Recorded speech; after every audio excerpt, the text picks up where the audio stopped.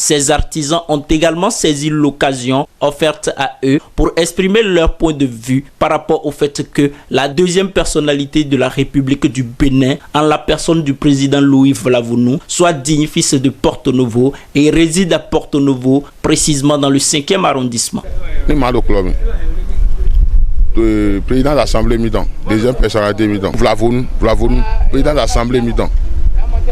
Je n'ai besoin de moto de Yandi, je n'ai besoin de quelqu'un de Yandi. Donc, je suis en forte, je suis de Ate mo kongi le président mi simele. Donc mi go konda ku la commission ni gbo mi gole. Yo to ma bon. Nde yo fise po wa fan. Bon to le me mili bi te de pa mi ko ri mi me de lo to lo. Nous avons fait pataki li don gone. Ho le na do président de l'Assemblée ni de donde. Président Vlavounou mais ho de bo mi u de bay ko emete ce que arrondissement de été. Mais bi complet mi nywane. On l'a tombé on de c'est lo suto. Atingbo me on l'a ton sous me bi do ho atingbo lo me parce que me de bo do initiative na call mi to me nous me jo wa do call mi to me e me do e du président bo achi e do mi na ze mi da ga do call mi to 5e arrondissement lo me donc mi le mi do ndia passa na siene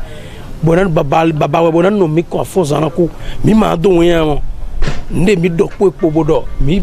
seulement le mi prêter do mi yede bo do ko do mi le atingbo science na wa mité mi kana wa so ni 17 mai era mo do lo a o fi mi to le do se po mi do ko mi bo le no e do na ba yi ba lo nu bo a we Vlavounou to dagbe wen mo ma se woto yan re mo ne do dagbe danya ja no wala ye de mi do kere don agbe me gbeto mi jo mene do me ma gbeto pepere aje mo do ji a pro mi jo mene do to ka yin wa do di ma se woto yan re pon fi le pete mi do steni godone complication yi fi le pere do mi do godone Louis Vlavounou mais de we bon c'est un temps pour e ma yin wana nu fiti pour kaze ma aussi azon lo pour yiro do nu bro wa nu jijiro do ma aussi aliji nko se nu mo nko ton de goda e bo so adu gan mo nko ton e wa du président de l'Assemblée singan donc mais mon nko ton je singan no to si nu komboto na yon do mo se godo dron do nu kona me na de no se hueton do. Donc, évidemment, bonya yaje sinam et surtout quartier to wandolo évidemment et zombo quartier lo et dio alo pavo. Donc, nous tagbe mon coton de to teme et nya yaje sinam to wede pepe et yo mi crée pour ça pour mi to près ma dendo minere. Président de l'Assemblée au territoire mitonji et Vlavounou Louis. De ici do yiro inko edon. Eyin home hunda oropo na me podo mando nuku. Boyin et ayaje 5e arrondissement hogbon tombo 5e arrondissement ton do nu mo ko ma wa mi de to 5e arrondissement pon e ba ganga do mi de o mi na ze bodo ko kona e pe mi do na ze daga o na ze su na nu ko yi mi le su le ton bon Louis Vlavounou e tinto coach me eyin nda horo ko bo insécurité ro ko bo tinto coach me bo eyin ayaje je na coach me do mo mais mon coton gbeto mon coton ni to comme ça va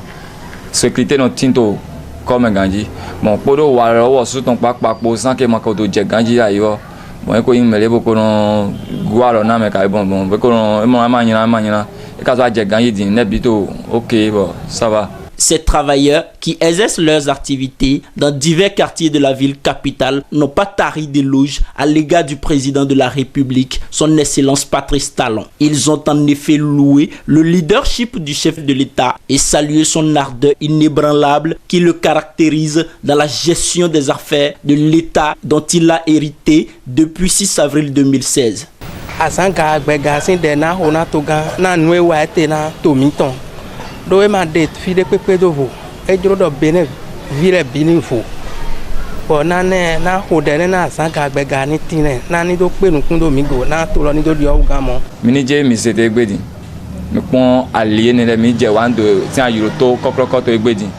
man ne gbele lo nu mo ko ton le na jo me egbe ayide hon di on mi je wan do gbedi mi o mo yo po e to so bayi abo a je mi constant mi se don de am mo yo po vers 23h et bien il est fait 3 heures ni agbe mo yopo to sport bay mais ni mo ko to ma ko to tindo mo ka tra ma ka so ran mo donc nous ne quoi nous vivre de bo mi na do pero que atin bro mi doit citoyen to nya et très important chez seb sin belo même 1341 me gbe vire bi de mi bay congrès mo godo din wa yi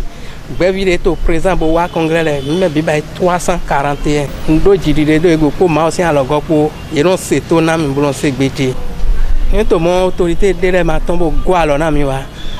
ndo deji do mi go asɔnɔ ndo yin kɔ ɛna ko de go pɛrɛ nka vɛ ni ye ko ma o si alɔgɔ ko ni ye tɔn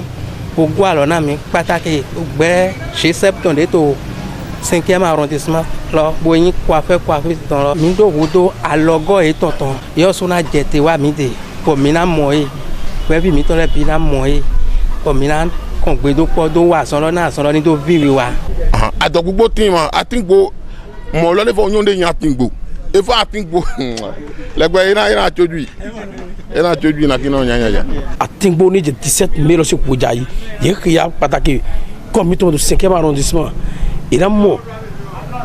c'est-à-dire to 100% mais mi ne bɛ taper 90% Atingbo lɔ kɛrɛ.